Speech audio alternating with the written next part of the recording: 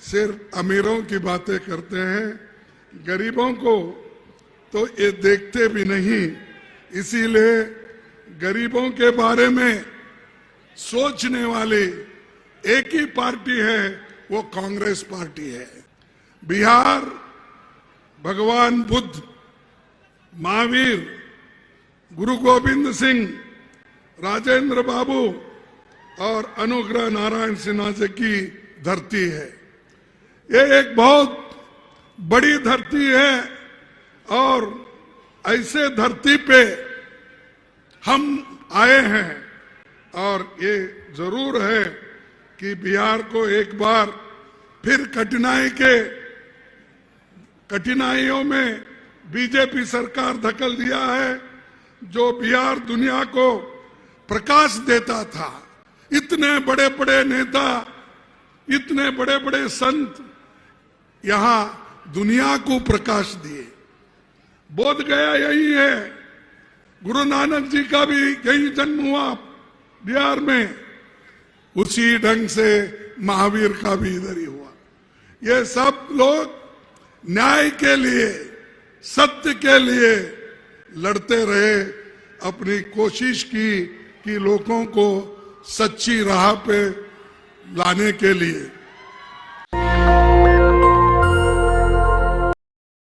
ये है मोदी जी का जमाना और ये जो मैंने कहा, ये सब उनके लिए ही कहा कि ये सब जो बातें करते हैं सिर्फ अमीरों की बातें करते हैं, गरीबों को तो ये देखते भी नहीं। इसीलिए गरीबों के बारे में सोचने वाली एक ही पार्टी है, वो कांग्रेस पार्टी है। और उनके लिए काम करने वाले नेता राहुल गांधी जी है और अब आप लोग सभी साथी हैं। ये लोगों के चहीते नेता राहुल गांधी जी के नेतृत्व में मणिपुर से चली भारत जोड़ो न्याय यात्रा आज औरंगाबाद पहुंची है। यहां सभी लोगों का मैं कांग्रेस पार्टी से और से स्वागत करता हूं और हमारे प्रेसिडेंट भी आपका स्वागत किए। फिर एक बार मैं अपने तरफ से आप लोगों का स्वागत करता हूं। बिहार भगवान बुद्ध, महावीर, गुरु गोविंद सिंह, राजेंद्र बाबू और अनुग्रह नारायण सिन्हा जी की धरती है। ये एक बहुत बड़ी धरती है और ऐसे धरती पे हम आए हैं और ये जरूर है कि बिहार को एक बार फिर कठिनाइयों में बीजेपी सरकार धकेल दिया है। जो बिहार दुनिया को प्रकाश देता था, इतने बड़े बड़े नेता, इतने बड़े बड़े संत यहाँ दुनिया को प्रकाश दिए। बोध गया यही है, गुरु नानक जी का भी यही जन्म हुआ बिहार में, उसी ढंग से महावीर का भी इधर ही हुआ। ये सब लोग न्याय के लिए, सत्य के लिए लड़ते रहे, अपनी कोशिश की कि लोगों को सच्ची राह पे लाने के लिए। भाइयों, यहां पर आकर और हमारे पटना में मुख्यमंत्री जी, आज के मुख्यमंत्री जी कौन है, क्या है, हाँ सॉरी, नीतीश कुमार जी, जो उन्होंने ये कहा था, मुख्यमंत्री जी ने कहा था मर जाऊंगा लेकिन कभी बीजेपी में नहीं जाऊंगा। ये उन्होंने कहा था, ये उन्होंने कहा था या नहीं? फिर आज कहां है वो, कहां जा? अरे जो इंसान अपने आप को कहता है मैं मर जाऊंगा लेकिन बीजेपी पे नहीं जाऊंगा, लेकिन वो आज बीजेपी के झोले में गिरे हैं। उन्होंने ये भी वायदा किया हमारे साथ बैठ के, महागठबंधन का वायदा किया, हम 5 सालों में 10 लाख लोगों को नौकरियां देंगे। कहा या नहीं कहा? तो यही बीजेपी उनको डरा धमका के अपने पास ली है। और ये जो गरीबों को वायदा करके वोट लिए, और वही आज फिर गरीबों को चूसने वाले पार्टी के अंदर जाकर घुस गए हैं। महात्मा बुद्ध का एक मार्ग है, और उन्होंने ये बात भी यही कही थी, सत्य के मार्ग पर चलते हुए व्यक्ति केवल 2 ही गलतियां कर सकता है। पहली, या तो पूरा रास्ता रास्ता न तय करना, दूसरी या फिर शुरुआती नहीं करना। तो पूरा रास्ता अगर तय करने वाला नेता अगर कोई है, वो राहुल गांधी है। सत्य की रास्ता पे चलने वाला व्यक्ति राहुल गांधी जी है। और ये लोग हमेशा सच्चाई पे कभी नहीं चले, लोगों को सिर्फ अच्छी बात करके युवाओं को बर्बाद किए, किसानों को बर्बाद किए, लोगों को बर्बाद किए, ऐसे लोग हैं। भाइयों, बड़े बड़े परियोजना की जो बात है, यहां पर हमेशा भाजपा तो बड़ी बड़ी बात करती है, लेकिन बिहार को पीछे धकेल दिया। हम डेवलपमेंट के लिए जा रहे हैं, नीतीश जी बोले। अरे डेवलपमेंट के जा रहे हैं, क्या बचने के लिए जा रहे हैं, ये बोलिए। और बिहार में यूपीए के गवर्नमेंट में 2 लाख करोड़ रुपए दिया गया था। 2 लाख करोड़ यूपीए गवर्नमेंट बिहार को दी थी। इससे 6 power project, national highway, prime minister Gram Sadak Yojana, ये सारी चीजें हमने करके दी। इनके जमाने में कुछ पैसा नहीं आया। ये चुप्पी हमेशा केंद्र सरकार के खिलाफ, हमारे पास जब थे बात करते थे, अब तो मुंह उनकी बंद हो गई है।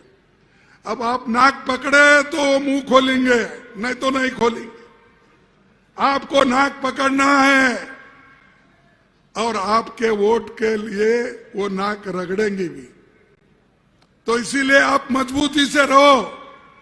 और मुझे मालूम है कि परसों जो यहां पर वोट ऑफ कॉन्फिडेंस बोलिए या स्पीकर के लिए जो वोटिंग चली, उसमें सब पार्टी में कुछ ना कुछ टूट गया, लेकिन कांग्रेस एक ही पार्टी, कांग्रेस के विधायक डट कर रहे, मुकाबला करते रहे, और वो एक होकर रह गए। ये है कांग्रेस की शक्ति। इसको कोई तोड़ नहीं सकता। तोड़ने की कोशिश बहुत कर रहे। अब भाई कांग्रेस वाले टूटने वाले नहीं है, या झुकने वाले भी नहीं है। वो झुकेंगे नहीं, मर जाएंगे, गर्दन कटवा लेंगे, लेकिन कभी झुकेंगे नहीं उनके सामने। ये हमारे लोग हैं। भाइयों, 1915 के चुनाव में पहले पटना में मोदी जी ने कहा था, बिहार को 1,15,000 करोड़ रुपए देने का वायदा किया था। 1,15,000 करोड़ मिला। अब यहां हमारे बहुत से लीडर बैठे, एमएलए बैठे, मैं पूछता हूं, 1,15,000 करोड़ देने का वायदा पटना में किया था, लेकिन अब तक कुछ आया नहीं। इसीलिए अब क्या, आया राम गया राम पहले बोलते थे, अब आया कुमार गया कुमार हो गया है। आया कुमार गया कुमार। तो ऐसे लोग मुल्क का कभी भलाई नहीं करते। अच्छी बात कर सकते हैं, अच्छा बोल सकते हैं, लोगों को भूल भुलाई कर सकते हैं, लेकिन देश के लिए ये लोग कुछ नहीं करेंगे, ये मेरा दावा है। क्योंकि ये जिस रास्ते पे चल रहे हैं वो खतरनाक रास्ता है, देश के लिए बहुत बड़ा धक्का पहुंचेगा। और हमेशा भागीदारी की बात करने वाली Congress party, RJD, left party, ये एकजुट होकर किसी के प्रेशर में वो नहीं आने वाले हैं, वो किसी को डरने वाले नहीं हैं, या भागने वाले नहीं हैं, या आया राम गया राम की काम करने वाले नहीं हैं। भाइयों, राहुल गांधी जी का एक पहले से डिमांड है, हम सब लोगों का डिमांड है, और मेरे पार्टी का भी डिमांड है, और हमारे साथियों का भी डिमांड है। ये है जातिगत जनगणना हम करके रहेंगे। अगर हमारी गवर्नमेंट आई, करके दिखाएंगे।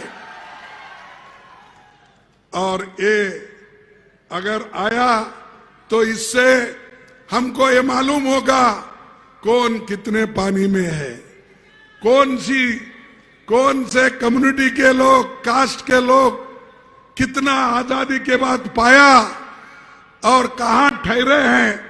इसकी एक अंदाजा लेने के लिए ये जाति जनगणना है। कितने ग्रेजुएट्स बैकवर्ड में बने, कितने ग्रेजुएट शेड्यूल कास्ट में बने, कितने शेड्यूल ट्राइब्स में बने, कितने माइनॉरिटीज में बने, कितने गरीब तबके के लोग अपर कास्ट में भी है, वो कितने आगे आ गए, किसके पास जमीन है, ये सब देखने के लिए तो जातिगत गणना का हमने डिमांड किया है। इसमें गलती क्या है? चंद लोग, अब मोदी बोलते हमेशा कांग्रेस पार्टी देश को डिवाइड कर रही है, जाति के नाम पे डिवाइड कर रहे। हम क्या कर रहे हैं भाई? हम तो लोगों को न्याय दिलाना चाहते हैं। 2011 के बाद 2021 का जनगणना का भी रिपोर्ट आना था, वो क्यों नहीं आया? इसीलिए कि उनकी असलियत उसमें मालूम होगी, इसलिए मोदी उसको छुपा के रखे। अगर हमारी सरकार आई, पूरा ये बाहर निकाल के सभी को न्याय दिलाने का काम कांग्रेस पार्टी करेगी। और यहां पर दिल्ली में किसानों का एक बहुत बड़ा आंदोलन चला है। कौन सा आंदोलन? एमएसपी का। कौन सा आंदोलन? उनको सही दाम मिले। कौन सा आंदोलन? जो फर्टिलाइजर महंगा हुआ है ट्रैक्टर पे, और दूसरे जो सामान है किसान उसका उपयोग करता है, उसके ऊपर जो जीएसटी लगाई है वो कम करने का। लेकिन ये सरकार उनको मिलने के लिए तैयार नहीं है, और जो मिलने के लिए आना चाहते हैं वो दिल्ली के बॉर्डर पे बैठे हैं। उनके सामने बहुत बड़ा एक वॉल बनाया है, और वो प्रोटेक्शन वॉल करके और उसके ऊपर कीले लगा के, और उसका क्या है बोलते हैं, उसके जितने भी तार है वो तार डाल के लोगों को उसमें जो पावर यानी इलेक्ट्रिसिटी छोड़ के कोई नजदीक नहीं आना, शॉक लगना। इसलिए ऐसी बहुत बड़ी एक तैयारी करके किसानों को वो आज एक हरासमेंट कर रहे हैं, एक उनको सता रहे हैं। मैं पूछता हूं, ये तो वो किसान तो अन्नदाता है, हमारा पेट भरवाता है, ऐसे लोगों को एजिटेशन करते हैं तो क्या आप उन लोगों को मारते हो, लाठीचार्ज करते हो, गैस छोड़ते हो? ऐसा ही पिछले 14 महीने आंदोलन चला, उस वक्त भी इन्होंने ऐसा किया। एक मिनिस्टर का बेटे ने जीप चलाकर 4 किसानों को कुचल दिया और कईयों को लाठीचार्ज किया, कईयों लोग उसमें घायल हो गए। क्या यही प्रजातंत्र है? क्या यही लोकतंत्र है? क्या मोदी का यही संविधान है? ये लोग ना संविधान को मानते या लोकतंत्र को मानते। ये लोग सिर्फ इस देश में हुकुमशाही चाहते हैं, डिक्टेटरशिप चाहते हैं, और वो डिक्टेटरशिप मोदी जी आज कर रहे हैं। बीजेपी के लोग ये बात कर रहे हैं, इसीलिए हमको चाहिए हम मजबूत बनकर उनका मुकाबला करें।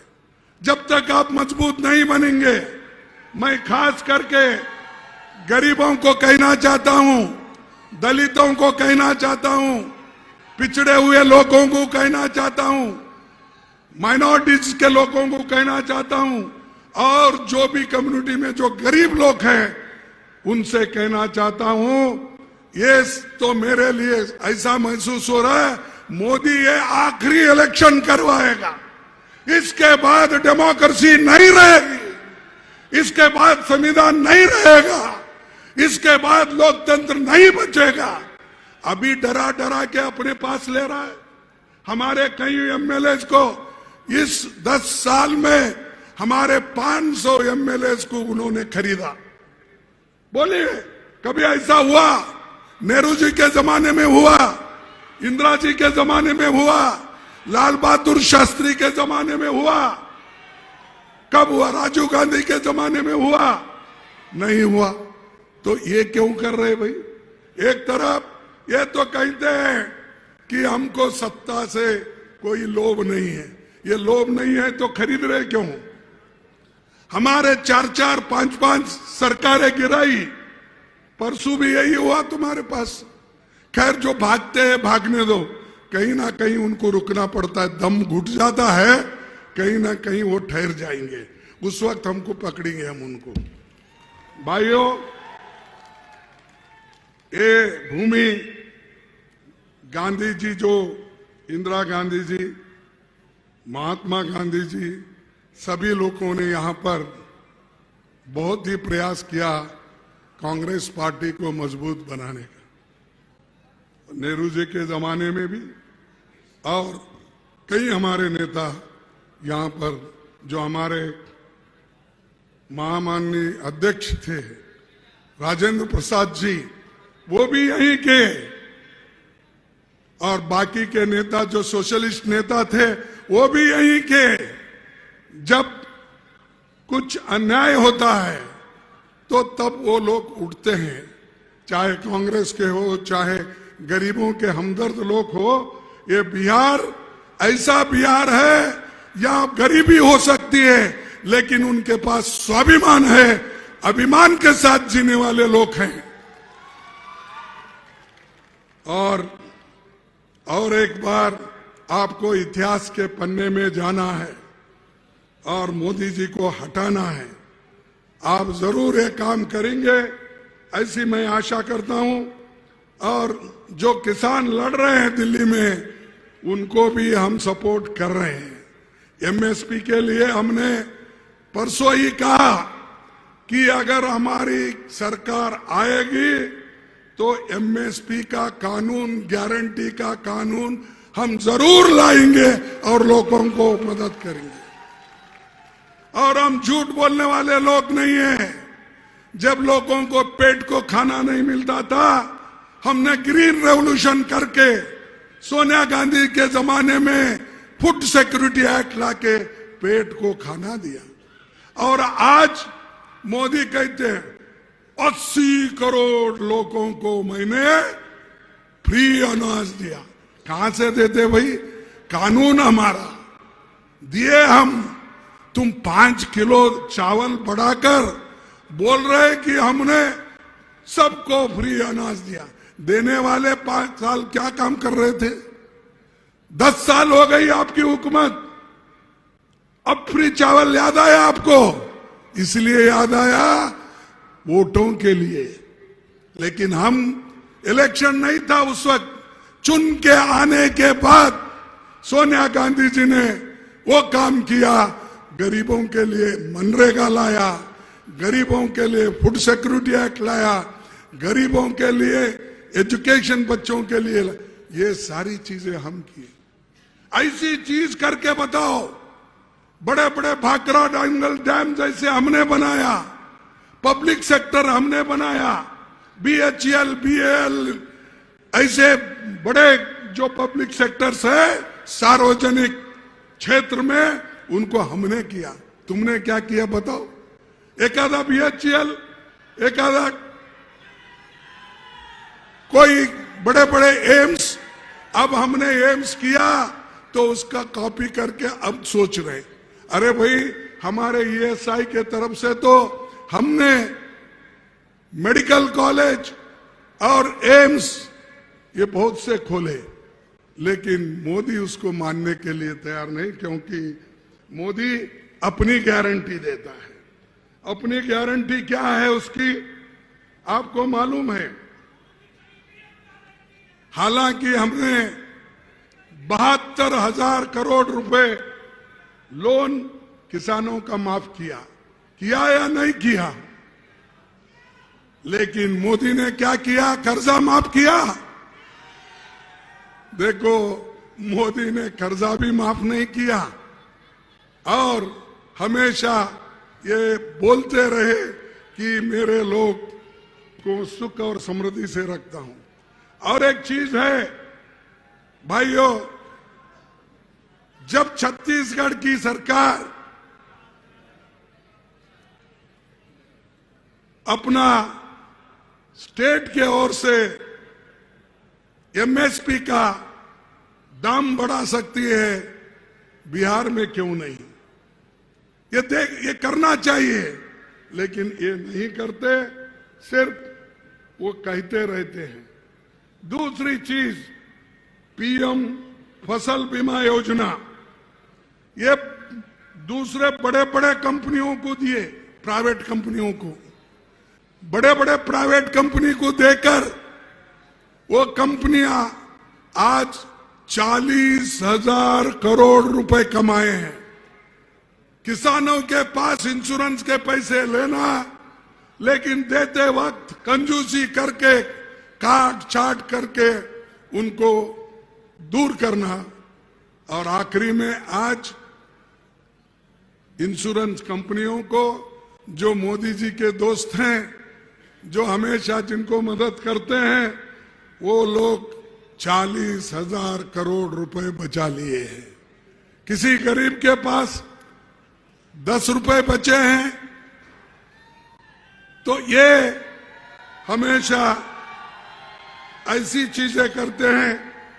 और आपको मालूम है, किसान की जो आमदनी है वो आज के दिन में 16 रुपए प्रतिदिन है। 2,33,00,000 किसानों को योजना से बाहर कर दिया। योजना तो बताया, लेकिन उस योजना से उन्होंने बाहर कर दिया। ये है मोदी जी की गारंटी। और उन्होंने और क्या किया मैं बताना चाहता हूं मित्रों। देश के 2-3 अमीर लोगों के लिए, बड़े बड़े पूंजीपतियों के लिए उन्होंने काम किया। उनको अमीर को अमीर बनाया, गरीब और गरीब बन गए, और उनमें से जो खाई है वो बढ़ते गई। और आज गरीब इतना परेशान है क्योंकि हर चीजों के कीमत वो बढ़ गए हैं, ऊंचाई पे गए हैं। और आज आसमान छू रहे हैं, तो ये जो है महंगाई सबको मार रही है, लेकिन मोदी जी को उसके बारे में चिंता नहीं है। और आज टैक्स भी, गरीबों के ऊपर ज्यादा टैक्स, किसानों के ऊपर ज्यादा टैक्स, लेकिन उन्होंने अमीरों का टैक्स घटाया और अमीर जो लोग हैं उनकी कॉर्पोरेट टैक्स कम कर दिए, लेकिन गरीबों का टैक्स हर चीज में बढ़ते गया, हर खाने के चीज में और तेल में और दाल में, हर चीज में आज बढ़ते जा रहा है। ऐसा जो एक आज मोदी की राज है, इसको हम पहले तो हम बड़े बड़े योजनाएं बिहार को लाए, लेकिन आज वो योजनाएं खत्म होते जा रही है। और मैं यही कहूंगा आखिरी में, मोदी जी की क्या गारंटी है? मोदी जी की ये गारंटी है कि हर साल उन्होंने कहा मैं 2-2 करोड़ नौकरियां दूंगा युवाओं को। कहा या नहीं कहा? कहां है 2 करोड़ नौकरियां? कहां है मोदी की गारंटी? ये गारंटी, अरे वो गारंटी आप निभा नहीं सके क्या? आज रोज पेपर में आ रहा है, वो गारंटी आप निभाएंगे? हर एक के जॉब में 15-15 लाख रुपए डालने का आपने कहा, कहां है 15 लाख? आपको मिले? नहीं मिले। फिर प्राइम मिनिस्टर झूठे हैं क्या आप झूठे हैं? क्योंकि प्राइम मिनिस्टर कह रहा है मैं 15 लाख दिया हूं और आप बोल रहे नहीं है बोल रहे। या तो प्राइम मिनिस्टर झूठा हो सकता, या नहीं तो आप हो सकते।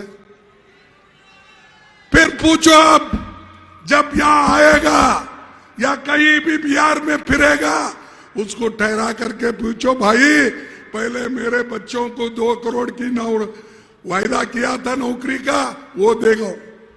15-15 लाख रुपए देने का वायदा किया था, वो दे के जाओ। फिर एमएसपी डबल करने का वायदा किया था, वो दे के करो। किसान की आमदनी 2 गुना करना था, वो दे के जाओ। अगर ये नहीं कर सकते, फिर क्यों वोट मांगने के लिए आप यहाँ आए हैं, ये पूछना आप जरूरी है। और उनकी गारंटियां कभी भी इस देश में बन नहीं सकती, वो दिला नहीं सकते।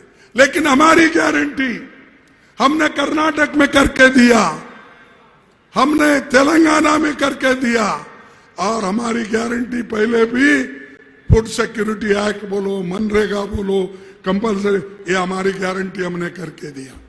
मोदी की एक गारंटी नहीं, हमेशा बोलते रहे। और मकान, मैं कितना 10 करोड़ क्या 40 करोड़ इतने मकान बनाया हूं, कहां है भाई? आधे आधे कच्चे मकान है अभी, कौन से भी पक्के मकान नहीं बने। सिर्फ 50 लाख मकान आधे आधे बने हैं, और ये बोलते हैं मैं पक्के मकान बना के दूंगा। ना पक्के भी है, कच्चे तो आधे में है, कब गिर जाएंगे मालूम नहीं। और दूसरा, मोदी जी इतना ही नहीं, इतना कर्जा देश पे किए हैं, पूछो मत। यूपीए गवर्नमेंट में सरकार के ऊपर कितना कर्जा था? सिर्फ 55 लाख करोड़। आज कितना है? मोदी ने इतना कर्जा रखा, 185 लाख कर 185 लाख करोड़, 3 गुना 10 साल में। और 55 लाख ये कम से कम 50 साल में। आप सोचिए किस ढंग से ये देश चल रहा है, कैसा इसको उन्होंने खत्म कर रहे हैं। खत्म करके अमीरों के हाथ में दे के जा रहे हैं। ये भी नहीं, उन्होंने और भी कहा कि भाइयों,